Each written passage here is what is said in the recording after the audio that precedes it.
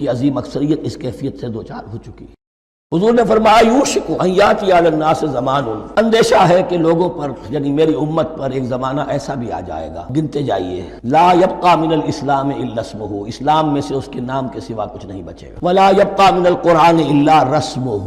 قرآن میں سے اس کے رسم الخط، الفاظ اور حروف کے سوا کچھ نہیں بچے، اسی کی اللہ تعالیٰ نے ضمانت دی ہے کہ محفوظ رہے گا رسم عثمانی۔ مساجدہم عامرۃ، ان کی مسجدیں آباد تو بہت ہوں گی، وہی خراب من الہدی، ہدایت سے خالی ہو جائے، وعلماؤہم شر الناس تحت ادیم السماء، اور ان کے علماء آسمان کی چھت کے نیچے کی بدترین انسان ہیں، من عندہم تخرج الفتنۃ وفیہم تعود، فتنہ انہی کے اندر سے برآمد ہوگا، انہی میں گھس جائے گا، یعنی ان کا کام فتنہ انگیزی، مخالفت، جنگ و جدال، بھڑکانا، اپنے اپنے فرقے کے لوگوں کے جذبات کو بھڑکاتے رہنا اور مسلمانوں کے اندر اختلافات کو ہوا، یہی ان کا کام رہ جائے۔ آج جن کو ہم علماء کہتے ہیں ان